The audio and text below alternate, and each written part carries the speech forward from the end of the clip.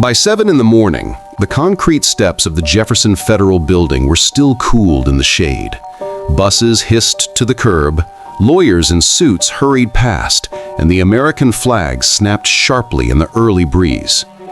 Near the glass doors, a man in a dark navy uniform checked his watch, then adjusted the radio on his shoulder.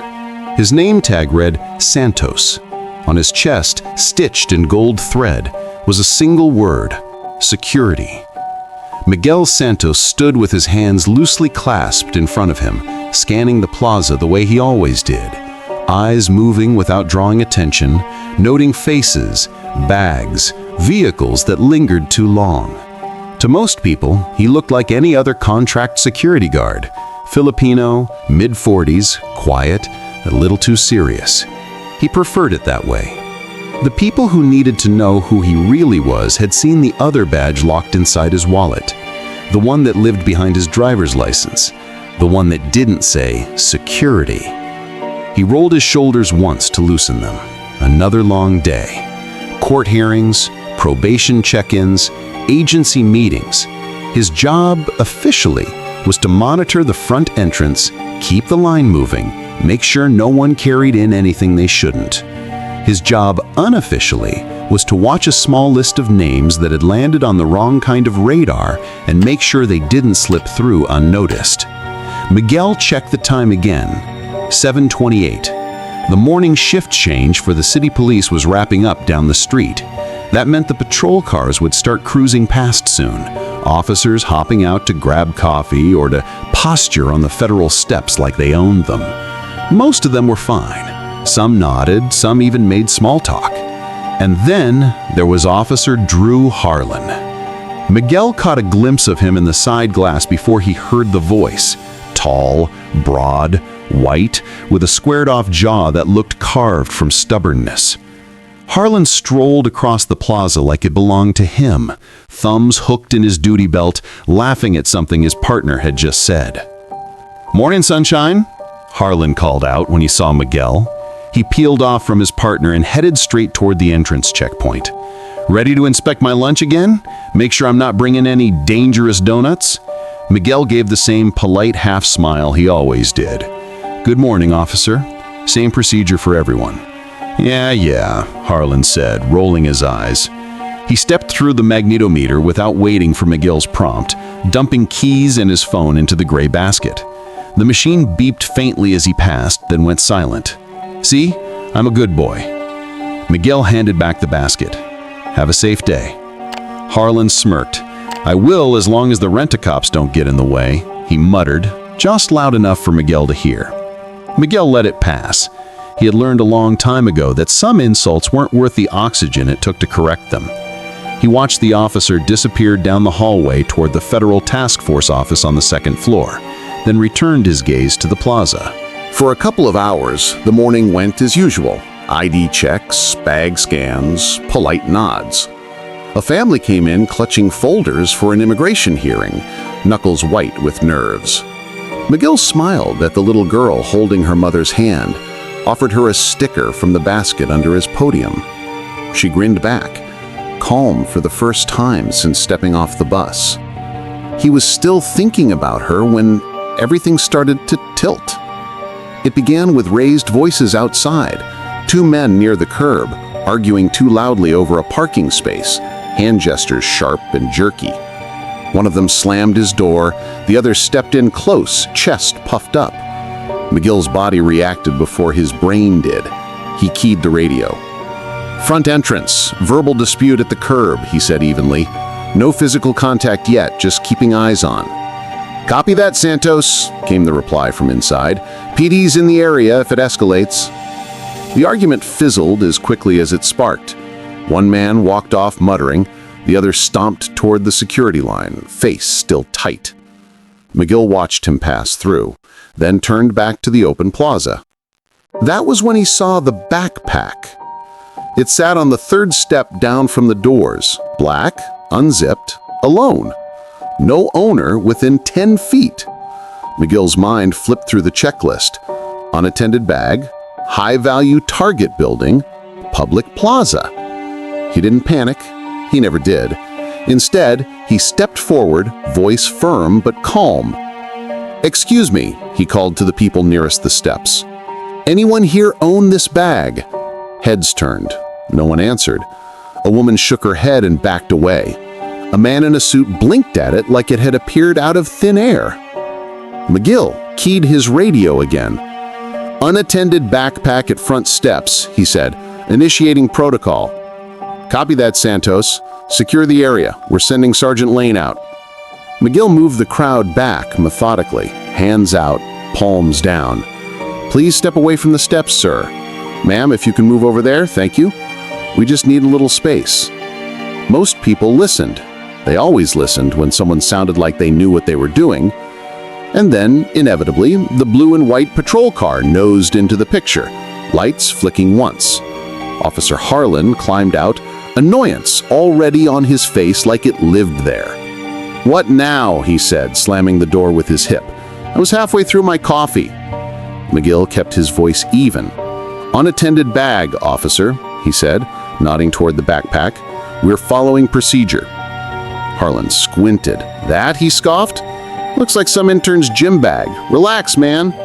"We can't assume that," he said. "Until we clear it, we treat it as suspicious." Harlan let out a sharp laugh. "We?" he repeated.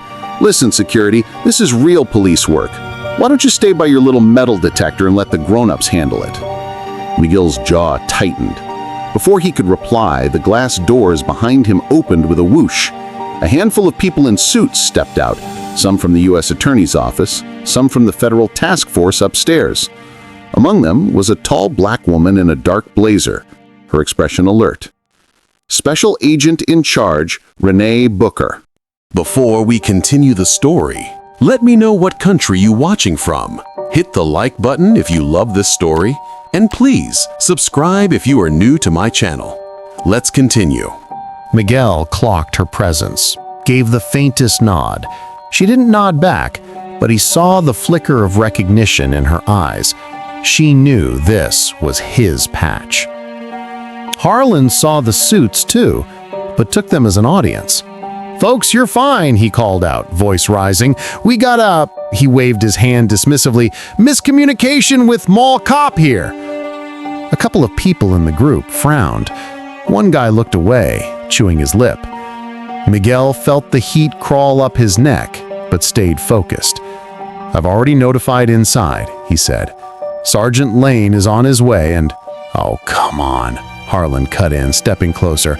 "All you did was spot a backpack and hit a button. Don't act like you defused a bomb." Miguel looked at him steadily. "I'm doing my job, officer," he said. Harlan grinned, then leaned in, voice dropping just enough that it was still audible to everyone nearby. "Your job is to call real cops when you're scared. Maybe wipe down some handrails, not play hero." The words stung, not because Miguel believed any of them, but because he remembered other uniforms, other countries, other men who'd said something similar. He remembered nights where just a guard meant sleeping in a flimsy booth outside a compound that people would happily blow up. He took a slow breath. This building houses multiple agencies and a federal court. The protocol for unattended items is clear. I'm following it. Harlan rolled his eyes dramatically, then turned to the watching suits for backup. "You hear this guy?" he laughed. "Talks like a handbook. Where'd they find you, man? Some discount security company in Manila?" A couple of bystanders shifted, uncomfortable. One of the attorney's faces hardened. Miguel's eyes cooled. He'd heard worse. What made it dangerous was where they were standing and who was listening.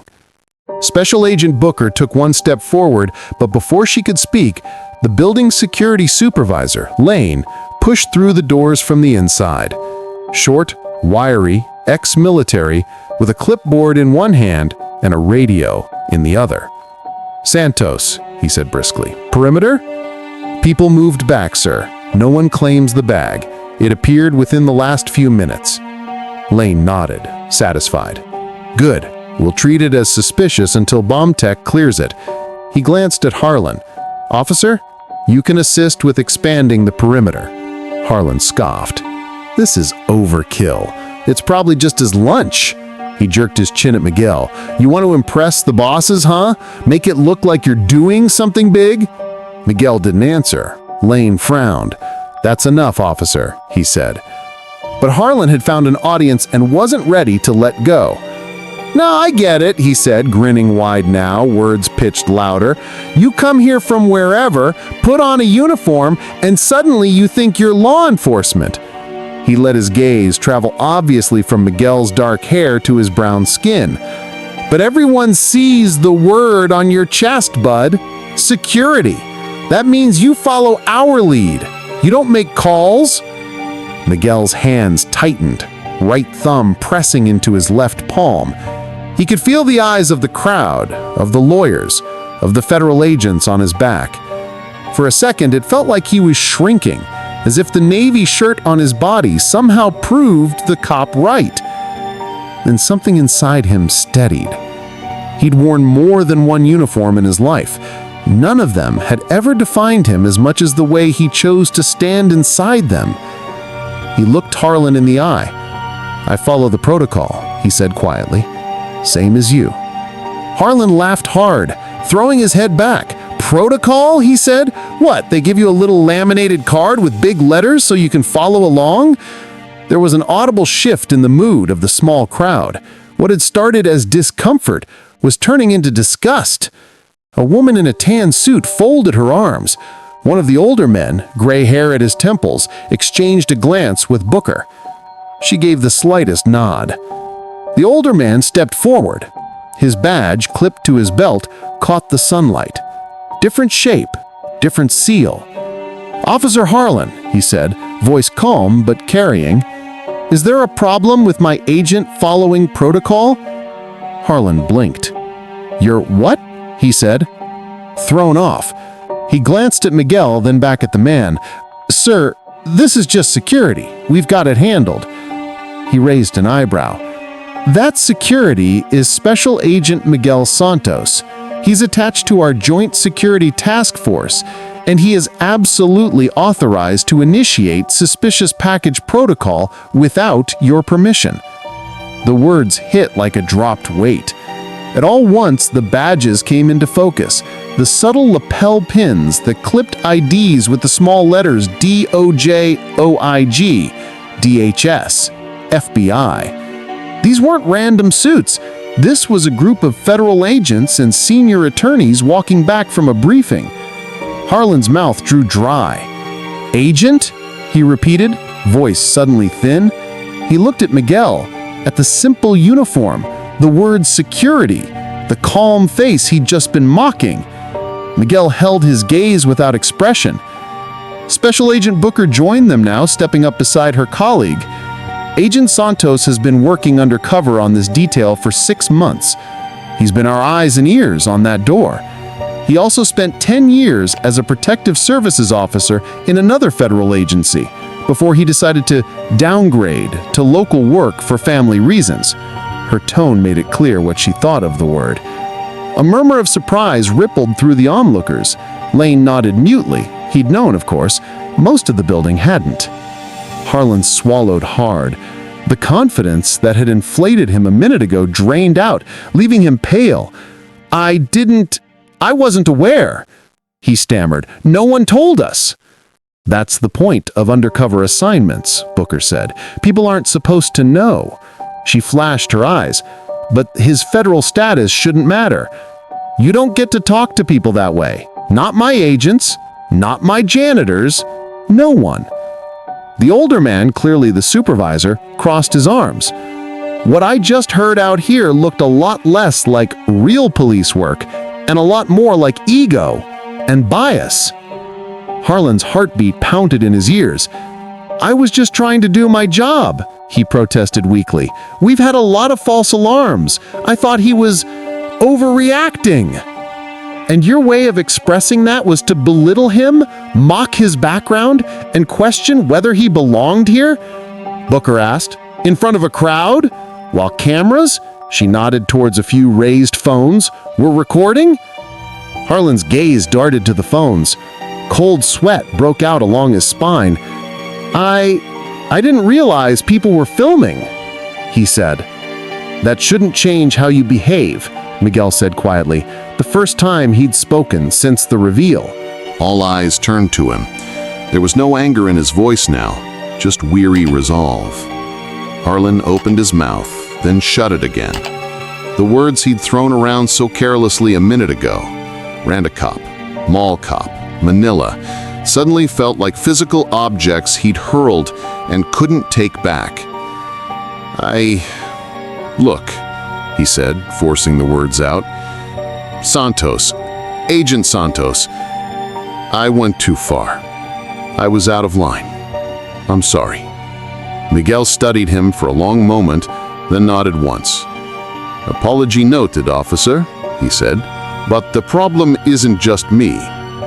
Booker's gaze sharpened, approving. She's right, she said. Officer Harlan, you'll be hearing from your watch commander.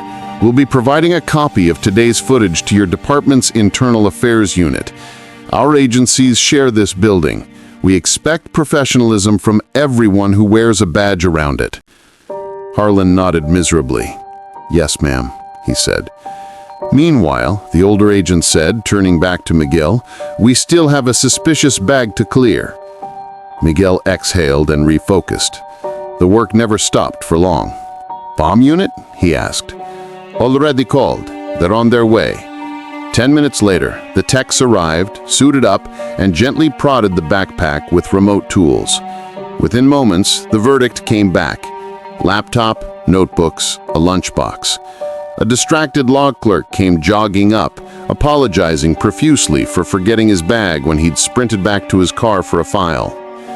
Miguel watched the relief ripple through the crowd, the way tension dissolved into laughter and, "Can you believe that?" comments. It was always better when it was nothing. As people drifted away, Booker turned to Miguel. Nice catch, she said quietly, even if it turned out to be tuna salad instead of C4. Miguel smiled faintly. Protocol is protocol, he said. I'd rather be embarrassed than wrong. She nodded. You handled yourself well, she added, on both fronts. Lane clapped him lightly on the shoulder. Take your break, Santos, he said. You've earned it. Miguel hesitated. On the far edge of the plaza, Harlan stood alone next to his patrol car, talking into his radio, shoulders slumped. He looked over once, eyes meeting Miguel's. There was no bravado left there, only the raw shock of someone who just had the floor drop out from under him. Miguel walked over, stopping at a respectful distance. I wasn't trying to get you in trouble, he said quietly. I was just doing my job. Harlan swallowed. I know, he said. He sighed, the sound rough. I've been angry a long time. At the protests, at the news, at people who don't know what it's like out there. I think I started acting like every interaction was a fight I had to win. Not every fight is with the person in front of you, Miguel said. Harlan let out a short, humorless laugh. Learned that today, he said. He looked down at his boots. For what it's worth, I shouldn't have said what I did about where you're from or your job. I've worked with security guys who couldn't spot their own shadow. I put you in that box without thinking. Miguel thought of the many times he'd been shoved into that box by people who never apologized. Thank you, he said. Then, after a moment, he added, you know, if you want to see what my job really is, not just the part at the door, talk to your captain about sitting in on one of our briefings. We run them every month. Might help to see how we look at threats. Harlan blinked. He hadn't expected that. You'd be okay with that? He asked. Miguel shrugged. We work better when we actually know each other, not just the uniforms.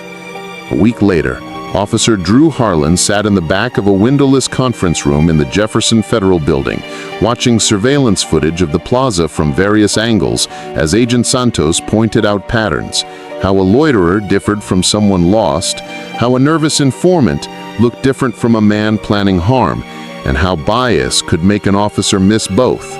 Harlan took notes. He asked questions. He listened when Miguel talked about how it felt to be treated as less than, even with a federal badge in his pocket. It was uncomfortable. It was humbling. Outside, on the steps, McGill went back to his small job, scanning bags, greeting visitors, humming under his breath. The word security still sat on his chest in gold thread, but somewhere in the city records and in the mind of at least one chastened officer, a different title had taken root: Special Agent. And the next time someone looked at him and saw just a guard, there was at least one person in blue who would think twice before laughing. Thank you for watching to our Badge and Justice stories. If you want to watch more stories like this, click the videos above. See you again tomorrow.